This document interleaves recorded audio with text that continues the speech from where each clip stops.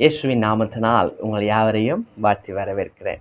இன்றைய நாள் தியானத்துக்காக நாங்கள் திருப்பிக் கொள்ளுவோம்.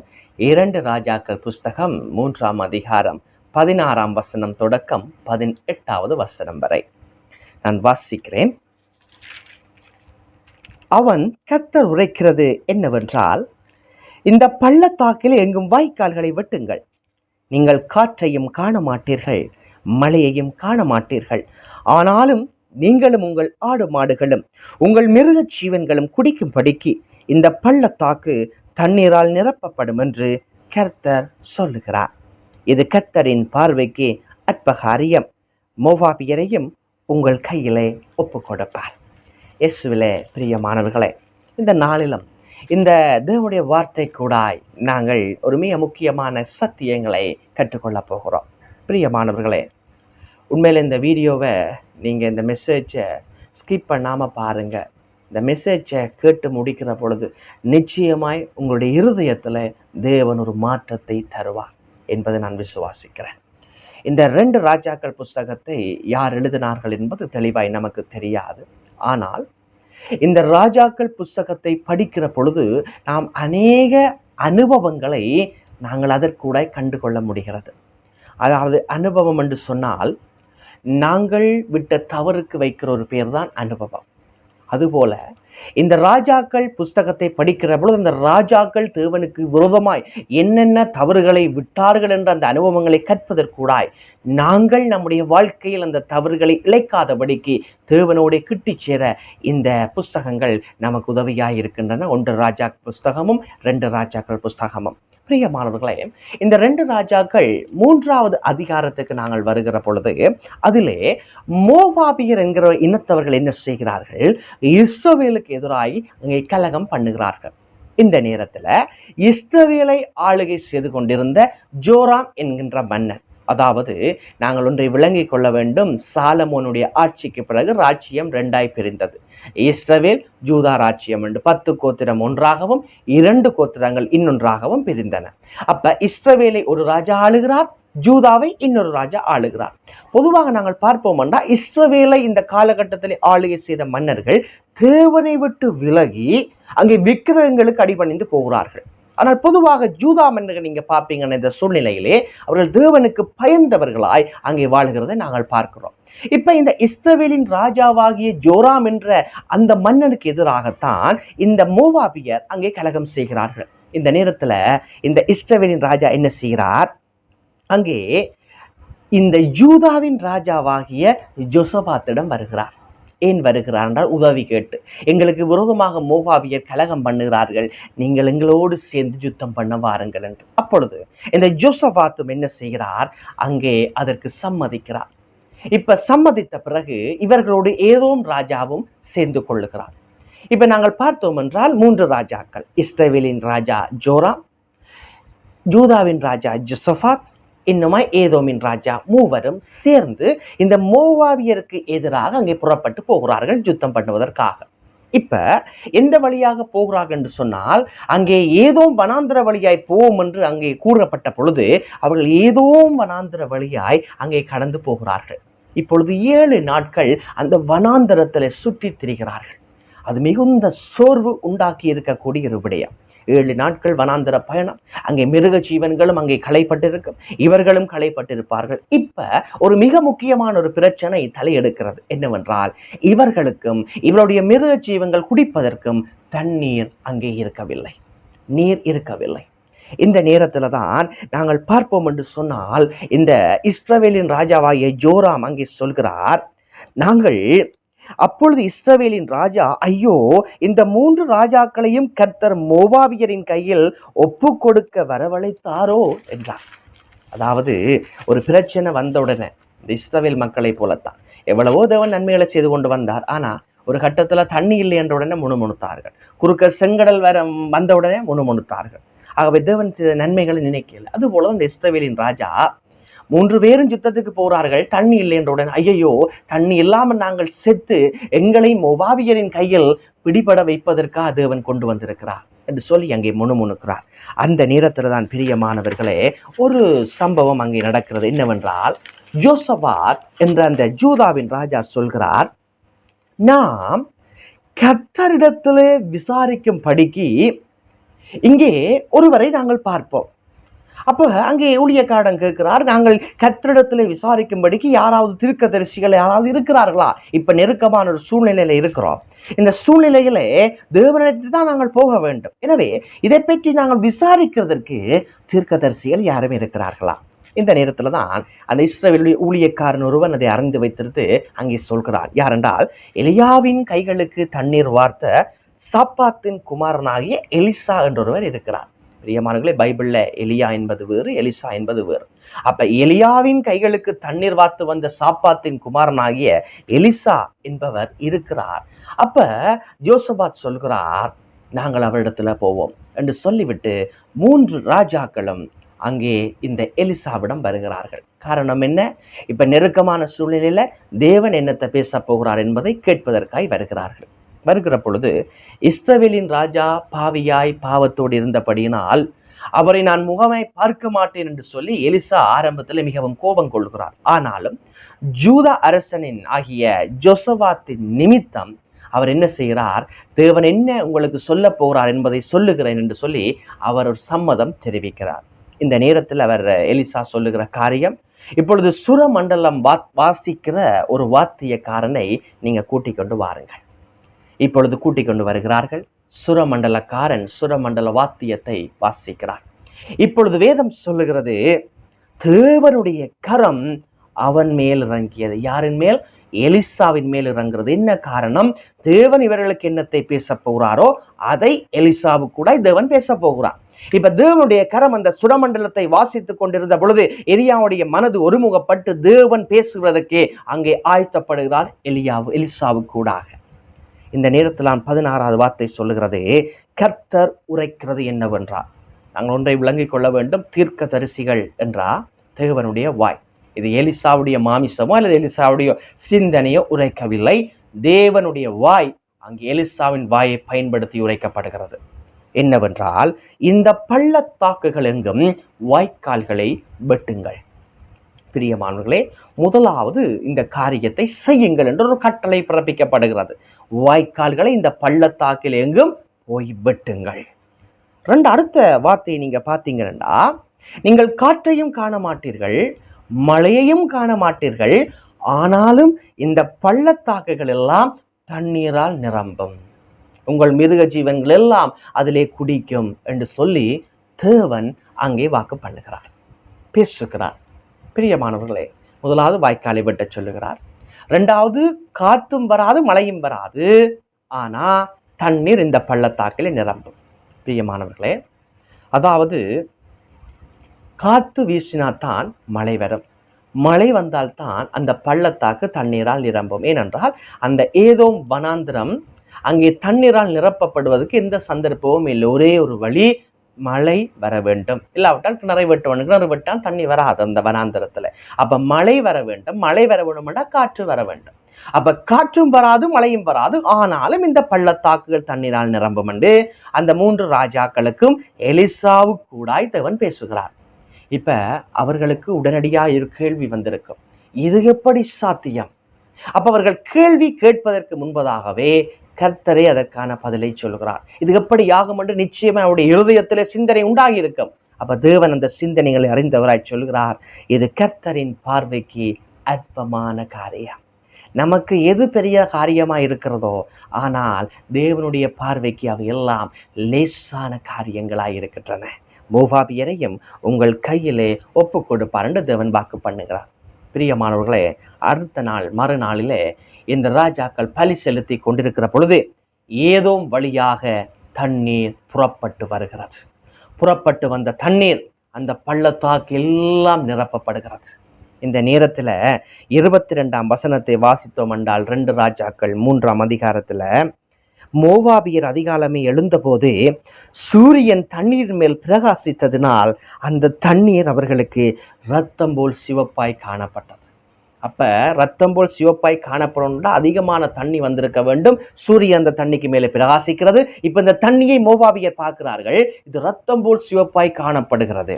அப்ப இந்த மோவாபியர் என்ன நினைக்கிறார்கள்? 3 ராஜாக்கள் எங்களுக்கு எதிராய் வந்ததை அவர்கள் கேள்விப்பட்டிருப்பார்கள். எனவே இவர்கள் யோசிக்கிறார்கள், இந்த 3 ராஜாக்களும் தங்களுக்குள்ளே தாங்கள் வெட்டப்பட்டு இங்கே இரத்தம் தான் இந்த தண்ணீராய் சிந்தப்பட்டு இருக்கிறது என்று. ஏனென்றால் திடீரென்று அந்த இடத்துல தண்ணீர் வர சந்தர்ப்பம் இல்லை.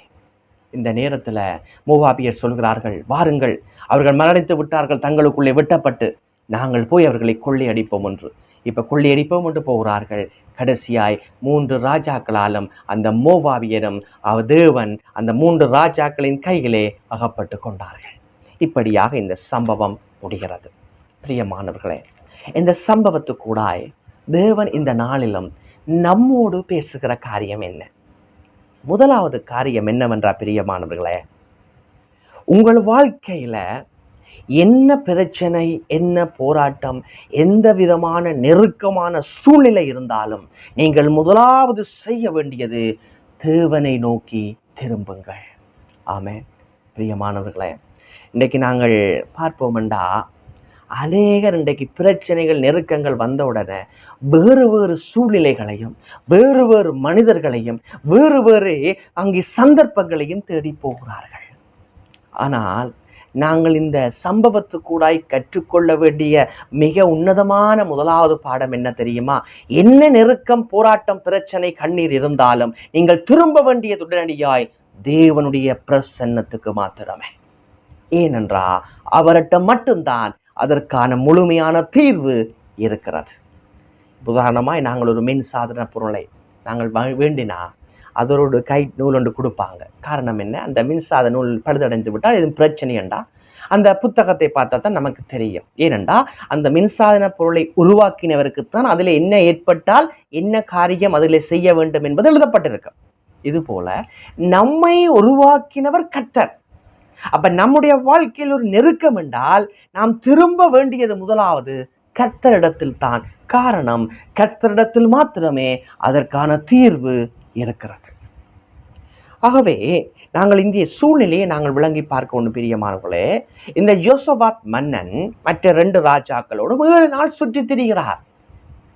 வனாந்தர பயணம் மிகவும் களையாயிருக்கும். அதாவது ஒரு வெயிலான இடத்துல ஒரு கொஞ்சம் மனத்தியால நின்றால் எங்களுக்கு டயர்ட் ஆகிடும். ஆனால் இந்த மன்னனை பார்ப்போம்னா 7 நாட்கள் மற்ற மன்னர்களோடும் வீரர்களோடும் மிருகங்களோடும் சுற்றி திரிகிறார். இப்போ என்ன இல்லை? தண்ணி இல்லை. அடுத்த பெரிய பிரச்சனை. பிரியமானவர்களே, சாப்பாடு இல்லாமலும் சில நாட்கள் இருக்கலாம். ஆனால் தண்ணி இல்லாமல் இருப்பது என்பது அந்த சூழ்நிலையை உணர்ந்தவர்களுக்கு தான் தெரியும். மிக மிக கடினம். இப்போ இப்படி ஒரு கடினமான நிலை. மறுபக்கம் மோவாபியர் என்ற எதிரிகள் இவர்களை எப்போ விழுங்கலாம் என்று அங்கே யுத்தம் பண்ணி அங்கே சுற்றித் திரிகிறார்கள். ஒரு பக்கம் 7 நாள் சுற்றி திரிந்த கலை, ஒரு பக்கம் தண்ணீர் இல்லை, ஒரு பக்கம் எதிரிகள் சூழ்ந்து கொள்கிறார்கள். இப்ப இந்த நெருக்கத்துல அந்த ஜூதாவின் ராஜாவாகிய யோசபாத் செய்த காரியம் என்ன? தேவனை நோக்கி திரும்பினார். அதனாலதான் அவர் கேட்டார், தேவனிடத்தில் நாங்கள் விசாரிக்கும்படி யாராவது இருக்கிறார்களா? அப்பதான் சத்தம் வருகிறது, எலிசா என்ற ஒரு தீர்க்கதரிசி இருக்கிறார், அவரிட போவோம் என்று. அப்ப யோசபாத் செய்த காரியம் என்ன? தேவனை நோக்கி அங்கே திரும்பினார். பிரியமானவர்களே, நாங்களாய் சில வேளைகள் அந்த இடத்துல இருந்து என்ன யோசிச்சிருப்போம்? எங்கேயாவது ஒரு தண்ணி தடாகம் வராதா, எங்கேயாவது ஒரு சிறியொரு நீரூற்று புறப்படாதா என்று ஒன்று நீரூட்டை தேடி அலைந்திருக்கலாம். இல்லாவிட்டால் எதிரிகள் நம்மை பிடிக்க போகிறார்கள், நாங்கள் தண்ணீர் இல்லாமல் சாக போகிறோம், எப்படி என்றால் ஒரு சமாதானத்தை பண்ணி அவர்களுக்கு கீழாய் போய்விடலாம் என்று கூட யோசித்திருக்கலாம். அப்படி யோசித்தவர்கள் செய்திருந்தால் ஒருவேளை 3 ராஜாக்களும் ஒன்றாய் வருகிறார்கள் என்று மோவாபியர் அதிலேயே கொலை செய்திருக்கலாம், சமாதானம் பண்ண போயிருந்தா. இப்படி எவ்வளவோ காரியங்கள் மாமிசத்தில் அவர்கள் யோசித்திருக்க வாய்ப்புகள் இருந்தன. ஆனா அந்த யோசபாத் மன்னன் அவை ஒன்றையும் செய்யாமல் அவன் திரும்பினது தேவனுடைய சமூகத்துக்கு மாத்திரமே. ஆகவே நாங்கள் என்ன விதமான சூழ்நிலைகளிலே இருந்தாலும் நாம் முதலாவது திரும்ப வேண்டியது தேவனுடைய சமூகத்துக்கு. இதை பார்த்து கொண்டிருக்கிற நீங்க சில பேர் நெருக்கத்தில் இருக்கிறீங்க, சில பேர் போராட்டத்தோடும், உங்களை சுற்றிலும் பல மதில்கள் அடைக்கப்பட்டும் நெருக்கத்தோடும் இருளோடும் வாழ்ந்து கொண்டிருக்கிறீங்க. எனக்கு ஏன் தீர்வு இல்லை கலங்கி கொண்டிருக்கிறீங்க. தேவன் இதற்கூடாய் பேசுகிறார். நீங்கள் முதலாவது அவரிடம் திரும்புங்கள். தேவன் அதற்கான பதிலை நிச்சயமாய் உங்களிடத்தில் வைத்திருக்கிறார். ஆமென். அவர் பெரியவர், ஆகவே நாங்கள் தேவனிடமே அங்கே நாங்கள் முதலாவது திரும்ப வேண்டியவர்களாக இருக்கிறோம். பல வேளைகள் நாங்கள் என்ன செய்கிறோம்டா, மனுஷன்கிட்ட போய் நம்முடைய கவலைகளை சொல்கிறோம், மனுஷன்கிட்ட போய் நம்முடைய காரியங்களை சொல்கிறோம். சில நேரத்தில் மற்ற மனுஷர்கள் நாம் சொல்கிற காரியங்களை பிறரிடம் சொல்லி அவமானப்படுத்துவார்கள். சில மனுஷர்கள் வெளியிலே அக்கறை போல காட்டிக்கொள்வார்கள், இருதயத்துக்குள்ளே சந்தோஷப்படுவார்கள், இப்படி இவருக்கு ஒரு தீங்கி இருக்கிறது என்று. சில பேரை நாங்கள் பார்த்தோம் என்று சொன்னால் அங்கே எந்த விதமான அந்த தீர்வுகளையும் நமக்கு தரவே மாட்டார்கள். அப்போ நாங்கள் ஒன்றை விளங்கி கொள்ள வேணும், எவ்வளவுதான் நாங்கள் மனுஷர்கிட்ட போய் நம்முடைய பிரச்சனைகள் போராட்டங்களை சொன்னாலும் நமக்கு ஒரு ஆட்ட சொல்கிறோமே என்ற சிறிய ஒரு ஆறுதல் மட்டும்தான் கிடைக்கும். பல நேரத்தில் அதுவும் கிடைக்காது, வேறு எதுவுமே பிரயோசனம் இல்லை. ஆனால் நீங்கள் தேவனிடம் சொல்லி பாருங்கள், உங்களுக்கு முழுமையான ஆறுதல் சமாதானம் உண்டாகும். அதற்கான தீர்வும் நிச்சயமாய் தேவனிடத்திலே இருக்கிறது. ஆகவே இதை பார்த்து கொண்டிருக்கிற யார் ஒருவருக்கு தேவன் பேசி கொண்டிருக்கிறார். பிரியமானவர்களே, யார் நீங்கள் நெருக்கமான சூழ்நிலையில் இருந்தாலும் இப்பொழுதே நீங்கள் கதவை பூட்டி கொண்டு உங்கள் அறைக்குள்ளே சென்று முழங்கால் படியிட்டு கண்ணீரோடு அவர்கிட்ட ஜெபியுங்க. அவர் நிச்சயமாய் ஒரு தீர்வை வைத்திருக்கிறார். ஆமென். அதான் இவர் சொல்கிற அறிஞர், என்ன விதமான ஒரு பிரச்சனைக்கும் நிச்சயமாகவே ஏதோ ஒரு வழியில் தீர்வு இருக்கிறது. இது ஒரு அறிஞருடைய கருத்து. ஆனால் நாங்கள் வேதத்தை விசுவாசிக்கிற, இயேசு கிறிஸ்துவை விசுவாசிக்கிற நாங்கள் இது அழகா இப்படி நமக்கு எடுத்துக்கொள்ள முடியும். என்னவென்றால், என்ன விதமான நெருக்கம், சூழ்நிலை, போராட்டம், யாராலுமே மாற்றவே முடியாதென்ற சூழ்நிலை இருந்தாலும் ஒரே ஒரு வருடத்திலே தீர்வு இருக்கிறது.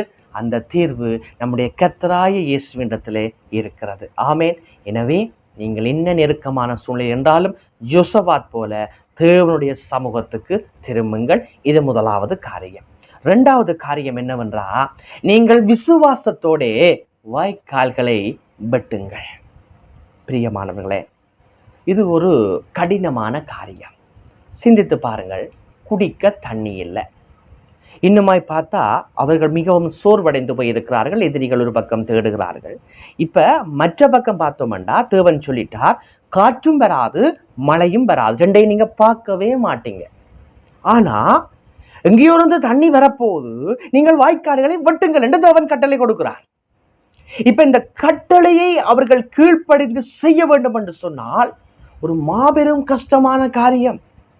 பிரியமானவர்களே, இந்த காரியம் என்னண்டா, தேவனுடைய விசுவாசத்தை அவர்கள் கிரியையிலே காண்பிக்கும்படி ஒரு அழைப்பை கொடுக்கிறார் தேவன். யோசிச்சு பாருங்க, காற்றும் இல்லை, மழையும் இல்லை, நமக்கு சோர்வு இருக்கிறது, தண்ணியும் இல்லை, ஆனா வாய்க்காலை வெட்டுங்கன்ற கட்டளை தான் முதலாவது புறப்பட்டு வருகிறது.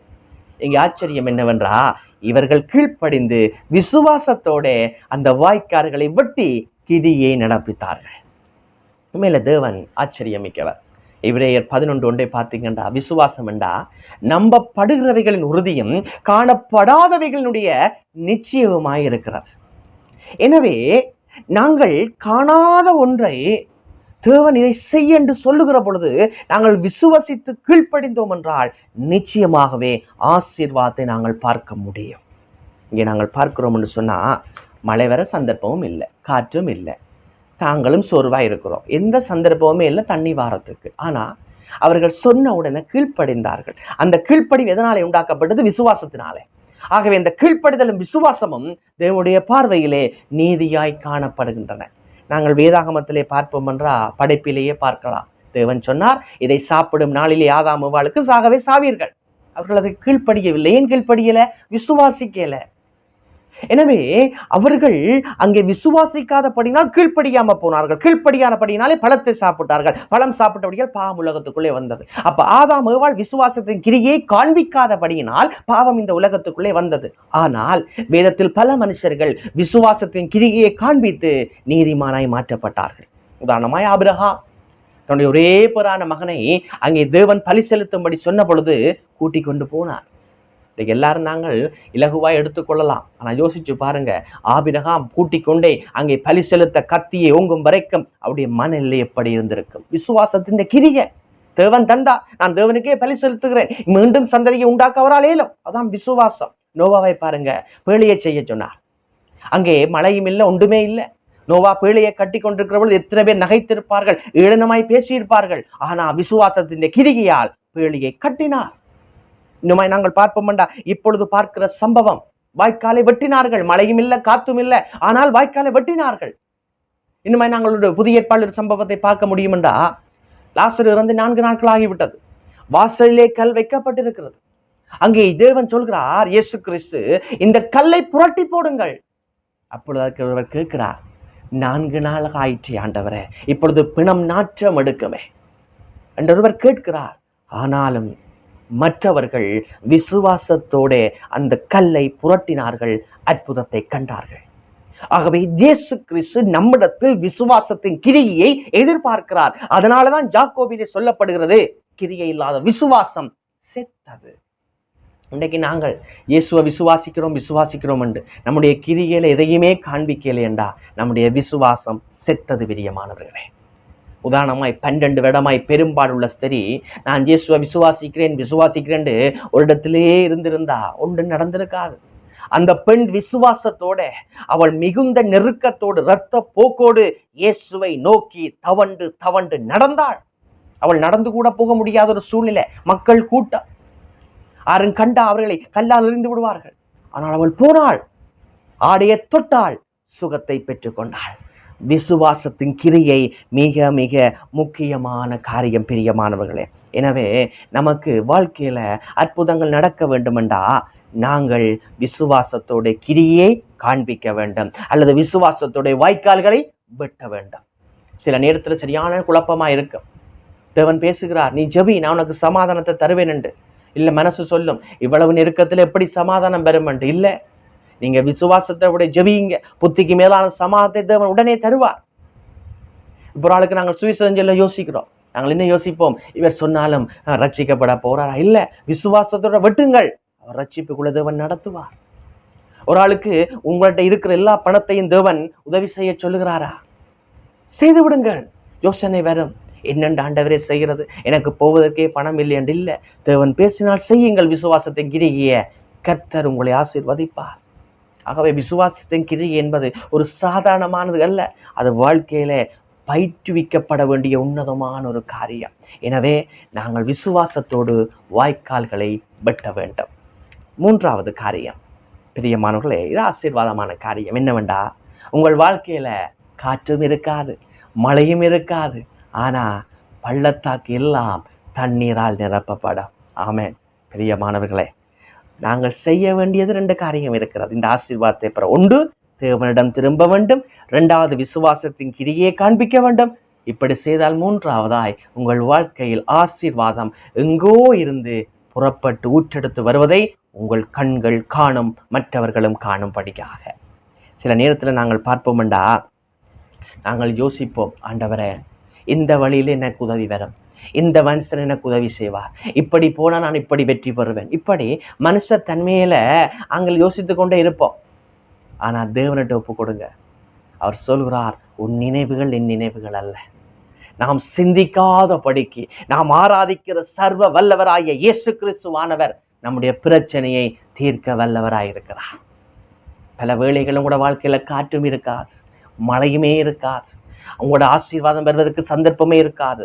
ஆனால் எங்கு இருந்து நீரூற்றை தேவன் புறப்பட பண்ணுவார். பேசுகிற தேவன் உண்மையும் சத்தியமும் கிருபையும் உள்ள தேவனாய் இருக்கிறார். ஆமென். எனவே பிரியமானவர்களே, உங்கள் வாழ்க்கையில ஆசீர்வாதங்கள் தடைப்பட்டு கொண்டிருக்கிறதா? நீங்கள் தேவனிடம் திரும்புங்கள், விசுவாசத்திலே கிரியை காண்பியுங்கள். நிச்சயமாய் தண்ணீர் ஊற்றெடுத்து பாயும். அது நீங்கள் நினையாத பக்கத்திலிருந்து அது வருகிறதா இருக்கிறது. எனவே நாங்கள் சூழ்நிலைகள், பிரச்சனைகளை பார்க்காமல் தேவனை பார்க்க வேண்டும். ஏனென்றால் அவை எல்லாவற்றையும் விட நாம் தேவன் பெரியவராய் இருக்கிறார். உலகத்தில் இருக்கிறவனை பார்க்கலும் நம்மோட இருக்கிறவர் பெரியவர். எரேமியா 32:19 அதனாலதான் சொல்கிறது, அவர் யோசனையில் பெரியவரும் செயல்களிலே வல்லவருமாய் இருக்கிறார். அங்கே நாங்கள் பார்த்தோம்டா, எஸ்ஐயா 59:1 சொல்கிறார், என்னுடைய கை குறுகவில்லை. என்னாகமம் 11:23 சொல்கிறார், என்னுடைய கை குறுகினதோ அதை இப்பொழுதே நீ பார்ப்பாய். மோசேக்கு சொல்கிறார். பிரியமானவர்களே, அவருடைய கை குறுகவில்லை. இந்த இடத்துல காற்றும் பெறாது, மழையும் பெறாது, தண்ணீரால் இந்த பள்ளத்தாக்கெல்லாம் நிரம்பும் என்றவுடன் அவர்களுக்கு ஒரு கேள்வி வந்தது. அந்த கேள்வி கேட்காமலே விடைய சொல்கிறார். என்ன விட சொல்கிறார்? இது தேவனுடைய பார்வைக்கு அற்பமான காரியம். ஒரு சில வேளை நீங்கள் குணப்படுத்த முடியாத வியாதியோடு இருக்கலாம். நம்முடைய மாம்சம் யோசிக்கும், இவ்வளவு லட்சம் செலவழிக்க வேண்டும், இந்த வழியில போனால்தான் நமக்கு சுகம் பெறும். இல்லை, நீங்கள் தேவனிடத்திலே திரும்பி விசுவாசத்தோட நீங்கள் கிரியை நடப்பியுங்கள். அவர் அந்த நோயை சுகப்படுத்த வல்லவர். யாராலும் தீர்க்க முடியாத ஒரு நெருக்கமான சூழ்நிலையில இருக்கலாம். இப்படித்தான் இந்த நெருக்கத்தை தீர்க்கலாம் என்று நீங்கள் ஒரு திட்டம் பிளான் போட்டு வச்சிருக்கலாம்.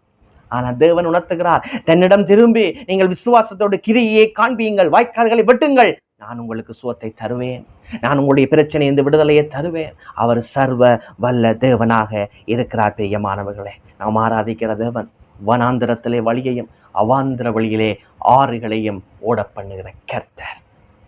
ஆகவே மூன்றாவது காரியம், தேவன் காற்றும் இல்லாமல் இருக்கும் நம்முடைய வாழ்க்கையில, மழையும் இல்லாமல் இருக்கும், ஆனா எங்கோ இருந்து ஆசீர்வாதத்தை புறப்பட பண்ணுவார். ஆமேன். நான்காவது காரியம் பிரியமானவர்களே, இது ஒரு வித்தியாசமான காரியம். என்னவெண்டா, நீங்கள் ஆசீர்வாதங்களை தேவனுடைய காரியங்களை காண்ப முன்பதாக உங்களை ஏதோ வனாந்திரங்களுக்கூடாகத்தான் தேவன் நிச்சயம் நடத்துவார். இன்னைக்கு அநேகர் இந்த காரியத்தை விளங்குறது இல்லை. தேவனுடைய வாழ்க்கையில நாங்கள் இன்னுமாய் கிட்டி சேர வேண்டும், அல்லது தேவன் நம்மையும் பயன்படுத்த வேண்டும், இல்லாட்டி தேவன் நம்மையும் அங்கே பலமாய் உயர்த்த வேண்டும் என்று சொன்னால் நிச்சயமாய் வனாந்திரங்களுக்கு ஊடாய்த்தான் தேவன் நம்மை நடத்தி வருவார். காரணம் என்ன தெரியுமா? அந்த வனாந்திரத்திலே கொண்டு வந்து தேவனே பெரியவர் என்பதை நாங்கள் பார்க்கும்படி அவர் கிரியை நடப்பிப்பதற்காக. இங்கே நாங்கள் பார்த்தோம்டா 2 ராஜாக்கள் 3:8 சொல்லப்படுகிறது, எந்த வழியாலே போவோம்? அங்கே ராஜா சொல்கிறார், நாம் ஏதோ வனாந்திர வழியாக போவோம். ஏதோ வனாந்திர வழியாகத்தான் வாரார்கள். அங்கே நெருக்கம் வந்தது, பிரச்சனை வந்தது, தேவனிடத்திலே போனார்கள், ஆசீர்வாத மகிமையை அற்புதத்தை கண்டார்கள். ஆகவே பல நேரத்தில் நம்முடைய வாழ்க்கை வனாந்திர அனுபவத்து கூட கடந்து போகும். உதாரணமாக நீங்கள் இந்த கழுகை பார்த்தீங்கண்டா, தாய் கழுகு குஞ்சுகளை ஒரு அழகான முட்கள் நிறைந்த கூடிலே அங்கே நடுவில் பஞ்சு போன்ற அமைப்பை செய்து அதற்குள்ளே குஞ்சுகளை இடுமா, பொறித்து வைக்கும். பின்னர் குஞ்சுகள் கொஞ்சம் வளர வளர ஒவ்வொரு பஞ்சு பஞ்சாய் வெளியில் எடுத்து விடுமா. இப்போ குஞ்சுகள் முட்களுக்குள்ளே இருக்கு. இப்போ இந்த கூடை ஒவ்வொரு முள்ள அந்த தாய் கழுகு எடுக்குமா. எடுத்துக்கொண்டு இருக்க கடைசியாக ஒரு முள்ளின் மேலே அந்த கழுகு குஞ்சுகள் இருக்குமா. இப்போ கடைசி என்ன செய்யும் தெரியுமா? அந்த நிற்கிற ஒரு முள்ளையும் தட்டி விடுமா. இப்போ குஞ்சுகள் எல்லாம் கீழே விழும் வரைக்கும் கழுகு பார்த்து கொண்டிருக்குமா. நிலத்தில் போய் அடிபட முன்பதாய் கழுகு தன்னுடைய செட்டைகளை விரித்து கொண்டு போய் அந்த குஞ்சுகளை மேலே கொண்டு வைக்குமா. பிறகு அந்த குஞ்சுகள் கீழே விழும், திருப்பி போய் பிடிக்கும். இப்படி மேலே விழுந்து கீழே வந்து இப்படியே போய் கொஞ்ச நேரம் நடக்க அந்த கழுகு குஞ்சுகள் என்ன செய்யும் தெரியுமா? தாய் கழுகை போல பறக்க கற்றுக்கொள்ளுமா. அதனால தான் பல நேரத்தில் தேவன் நம்முடைய கூடுகளை கலைப்பார், நம்முடைய வாழ்க்கையிலே பிரச்சனைகளை தேவன் அனுமதிப்பார். காரணம் என்ன தெரியுமா? நாம் பறக்க பழகுவதற்காக. ஆனால் வேதம் சொல்லுகிறது, ஒரு நாளும் நம்மை கைவிட மாட்டார். கழுகு தன் செட்டைகளில் தன் குஞ்சுகளை சுமப்பது போல நான் உன்னை ஏந்துவேன், நான் உன்னை சுமப்பேன், நான் உன்னை தப்புவிப்பேன் என்று சிங்காசனத்தின் மேல் வீற்றிருக்கிற கர்த்தர் இந்த நாளிலும் உங்களை பார்த்து பேசி கொண்டிருக்கிறார். எனவே நீங்கள் நடக்கிறது ஏதோ வனாந்திரங்களாக இருக்கலாம், ஆனால் கவலை கொள்ளாதீர்கள். கர்த்தர் உங்களுக்கு யுத்தம் பண்ணி அந்த வனாந்திரத்திலே மகிமையை காண்பிப்பார். சில நேரத்தில் ஒரு காரியம் ரகசியம் என்னண்டா, நீங்கள் எந்த இடத்துல அவமானப்பட்டு வந்தீர்களோ நாம் ஆராதிக்கிற தேவன் அதே இடத்துல உங்கள் தலைகளை நிமிரச் செய்கிற தேவனாக இருக்கிறார். காரணம் என்ன தெரியுமா? இங்கே காத்தும் வரையில மழையும் இல்லை, தண்ணி எங்கோ இருந்து புறப்பட்டு வந்தது என்று எழுதப்பட்டிருக்கிறது. இன்னும் ஒரு ஆச்சரியம், எங்க இருந்து தண்ணீர் உருவானது என்பது பைபிள் எழுதப்படலை, ஆனா எங்கோ இருந்தோ தண்ணீர் வந்தது. ஆனா வந்த வழியை தேவன் வேதத்தில் எழுதியிருக்கிறார். அந்த வழி என்ன தெரியுமா? அங்கே 3ஆம் அதிகாரம் 2 ராஜாக்கள் 20ஆம் வசனம் சொல்லுகிறது, தண்ணீர் ஏதோமின் வழியாக புறப்பட்டு வந்தது. ஆமென். இவர்கள் கடந்து வந்த பாதை எது? ஏதோமின் வனாந்திரா. அந்த தண்ணீர் எந்த வழியாய் வந்தது? ஏதோமின் வழியா. எங்கே உருவானு தெரியாது, ஆனா ஏதோமின் வழியாத்தான் வந்தது. அப்ப பல வேளைகளில் நீங்கள் அவமானப்பட்டு அங்கே நிந்தைக்குள்ளாகப்பட்ட அதே இடத்திலேயே தேவன் ஆசீர்வாதத்தை அற்புதத்தை காண செய்கிற தேவனாக இருக்கிறார். அவர் பெரியவர். நீங்கள் எந்த இடத்துல பலவீனம் என்று நினைக்கிறீர்களோ அதே பலவீனத்திலே அவர் அங்கே ஒரு மகிமையை காண்பிக்கிற தேவனாக இருக்கிறார். ஐந்தாவது இறுதியுமான காரியம் என்னவென்றா பிரியமானவர்களே, நாம் ஆராதிக்கிற தேவன் நம்முடைய எதிரிகளை கலங்கடிக்கிறவர். ஒரு ரகசியம் என்னண்டா, உங்களுடைய வாழ்க்கையில நிச்சயமா எதிரிகள் இருப்பார்கள் யாராவது.